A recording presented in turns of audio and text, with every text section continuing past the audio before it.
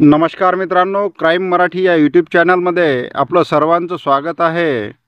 मित्रांनो, आज आपण बघणार आहोत एकतर्फी प्रेमातून नराधमाने विवाहितेचा घेतला जीव. ही घटना पुणे येथे घडली असून लनेश धनाजी मोरे वय वर्ष 24 हा मूळचा राहणार मुक्काम पोस्ट पिंपळनेर तालुका जिल्हा बीड येथील रहिवासी असून तो सध्या लक्ष्मीकुंज सोसायटी कळसमाळवाडी विश्रांतवाडी पुणे या ठिकाणी राहत होता.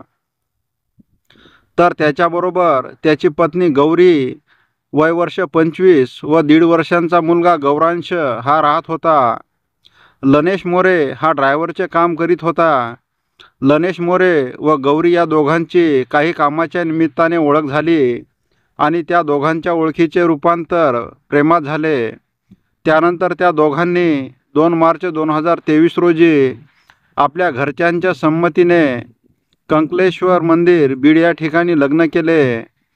गौरी व लनेश हे दोघेही एकमेकावर जीवापाड प्रेम करत होते. त्यामुळे लग्नानंतर गौरीने सर्व काही गोष्टी लनेशला सांगितल्या. त्यामध्ये तिने सर्वात महत्त्वाची एक गोष्ट लनेशला सांगितली की माझ्या वर्गात शिकणारा अमोल कांबळे हा माझ्यावर एकतर्फी प्रेम करत होता. तो माझ्यासोबत लग्न करण्यासाठी माझ्या मागे लागला होता, परंतु माझी त्याच्याबरोबर लग्न करण्याची इच्छा नसल्याने मी तुझ्यासोबत लग्न करणार नाही असे सांगितले होते. त्या कारणावरून अमोल हा मला सतत त्रास देत होता. अमोल हा आपल्या पत्नीला त्रास देतो हे ऐकल्यावर लनेशला त्याचा फार राग आला. त्याने फोन करून अमोलला खड्या भाषेत सुनावले. तिकडे लनेशच्या फोनने अमोल हा अस्वस्थ झाला होता. गौरीचे लग्न लनेश बरोबर झाल्याचे कळल्यावर अमोल हा वेड्यासारखा वागू लागला. तो चक्क गौरी व लनेशच्या फोटोवर भावपूर्ण श्रद्धांजली असे लिहून इंस्टाग्रामवर ठेवत होता. ते स्टेटस गौरीने लनेशला दाखविले. त्यामुळे लनेशने चिडून जाऊन अमोलला फोन केला आणि विचारले की तू आमच्या बरोबर असे स्टेटस का ठेवतो. तेव्हा त्याने तुला व गौरीला व तिच्या 2 भावांना जिवंत सोडणार नाही अशी धमकीही दिली व तो लनेशलाच उलटे बोलू लागला व धमकावू लागला. त्यानंतर 1-2 दिवसांनी गौरी व लनेश राहत होते त्या ठिकाणी येऊन तो घराभोवती चक्रा मारत होता. काही दिवसांचा कालावधी निघून गेला आणि त्यामध्ये गौरीला दिवस गेले. ती गरोदर राहिल्यानंतर आपल्या भावाच्या घरी आली व त्या ठिकाणी तिला मुलगा झाला. त्या मुलांचे नाव गौरांश असे ठेवण्यात आले.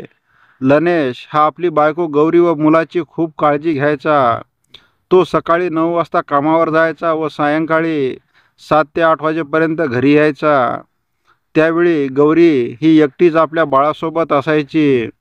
ती त्या परिसरात राहत असल्याने तिच्या त्या परिसरामध्ये अनेक मैत्रिणी होत्या. ती कधीकधी मैत्रिणीकडे आपल्या बाळाला घेऊन जात असायची. अमोल हा रस्त्याने दिसला की ती भयभीत होत असायची. असे दिवसामागून दिवस निघून चालले होते.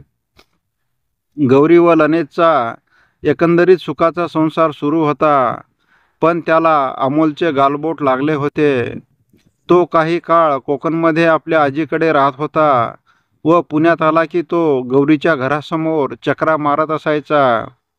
गौरीने त्याला एकट्याला पाहिले की ती जीव मुठीत धरून दिवस काढीत होती. ती त्याच्या वागण्याला कंटाळलेली होती. साधारणतः 17 सप्टेंबर 2024 रोजी अनंत चतुर्दशीचा दिवस होता. त्यामुळे पुणे शहरामध्ये सर्वत्र गणेश विसर्जन मिरवणुका सुरू होत्या. लनेश हा सकाळीच आपल्या कामाच्या ठिकाणी गेला होता, तर गौरी ही घरीच होती. साधारणतः 1 ते 1.5 वाजण्याच्या सुमारास अमोल कांबळे हा घराच्या समोरून चक्कर मारून गेला होता. म्हणून गौरीने भयभीत होऊन लनेश याला फोन करून कळवले की अमोल कांबळे हा आताच आपल्या घरासमोर येऊन घराभोवती फिरून गेला आहे. त्यामुळे लनेशने सांगितले की तू घाबरू नकोस. तो काही बोलला की लगेच मला फोन कर, मी लगेच येतो असे सांगून त्याने फोन ठेवून दिला. त्यानंतर थोड्या वेळाने गौरी ही आपली मैत्रीण प्रियंका सूर्यवंशी हिच्यासोबत गप्पा मारत मारत ट्रिनिटी स्कूलच्या समोरून आपल्या घराकडे जात होत्या. त्या दोघींनी प्रियंकाच्या घरी गप्पा गोष्टी केल्या आणि चहापाणी घेऊन त्या बाहेर पडल्या होत्या. सायंकाळचे 6:30 ते 7च्या दरम्यान अमोल हा हातामध्ये कोयता घेऊन गौरीच्या समोर आला. तिला काही कळायच्या आतच त्याने धारधार कोयत्याने गौरीच्या डोक्यात सपासप वार केले. घाव वरमी बसल्याने गौरी ही जागीच रक्ताच्या थारोळ्यात कोसळली. ते पाहताच अमोल कांबळे हा तिथून पळून गेला. तोपर्यंत तेथे बऱ्याच लोकांची गर्दी जमली होती. तेथे जमलेल्या कोणीतरी ओळखीच्या व्यक्तीने गौरीचा भाऊ अक्षय याला फोन करून बोलावून घेतले. अक्षय हा तात्काळ तेथे आला आणि जखमी अवस्थेत पडलेल्या गौरीला घेऊन तो हॉस्पिटलमध्ये गेला. त्यानंतर गौरीची मैत्रीण प्रियंका हिने लनेशला फोन करून सांगितले की आत्ताच थोड्याच वेळापूर्वी अमोलने गौरीच्या डोक्यात कोयत्याने वार करून तिला गंभीर जखमी केले आहे. त्यावेळी लनेश हा कामावरून बसने घरी यायला निघाला. तो कळस बस स्टॉपवर आला होता. तो तात्काळ बसमधून उतरून घरी पोहोचला व त्याचा मुलगा गौरांश याला घेऊन गौरीला ज्या हॉस्पिटलमध्ये नेले होते तेथे तो गेला. परंतु गौरीच्या भावाने पुन्हा लनेशला फोन करून सांगितले की गौरीला ससून हॉस्पिटल येथे उपचारासाठी आणले आहे. म्हणून लनेश हा तसाच ससून हॉस्पिटल येथे पोहोचला. त्यावेळी तेथे औषधोपचार सुरू असताना गौरी ही मयत झाल्याचे तेथील वैद्यकीय अधिकाऱ्यांनी सांगितले. तोपर्यंत विश्रांतवाडी पोलीस स्टेशनचे वरिष्ठ पोलीस अधिकाऱ्यांनी घटनास्थळी भेट देऊन ससून येथे पंचनामा करून मृतदेह पोस्टमॉर्टमसाठी पाठवण्यात आला. गौरीचा पती लनेश धनाजी मोरे यांनी रितसर फिर्याद देऊन फिर्यादीमध्ये अमोल दिलीप कांबळे यांचा उल्लेख केल्याने अमोलच्या विरुद्ध विश्रांतवाडी पोलीस स्टेशनमध्ये विविध कलमानुसार गुन्हा दाखल करण्यात आला. विश्रांतवाडी पोलीस तपास पथकाने त्या परिसरातील CCTV फुटेज चेक केले व तसेच अमोलच्या मोबाईलचे तांत्रिक विश्लेषण केले असता अमोलला सापळा रचून ताब्यात घेण्यात आले.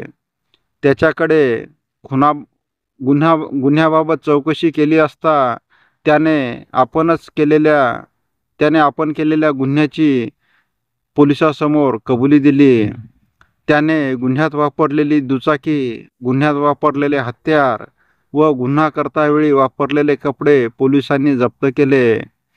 अमोलच्या एका चुकीमुळे गौरीचा खून झाला तर तिचा मुलगा गौरांश हा आईविना पोरका झाला, तर लनेश हा आपला संसार गाड्याचा रथ अर्धवट मोडला असल्याने दुःखी झाला. पुढील तपास पोलीस प्रशासन करीत आहे. मित्रांनो, तुम्हाला हा भाग कसा वाटला याबाबत आपण कमेंट करावे. तसेच दररोज नवनवीन व्हिडिओ पाहण्यासाठी क्राईम मराठी या यूट्यूब चॅनलला सबस्क्राईब करावे. पुन्हा भेटूया उद्या सायंकाळी 7 वाजता. धन्यवाद. जय महाराष्ट्र.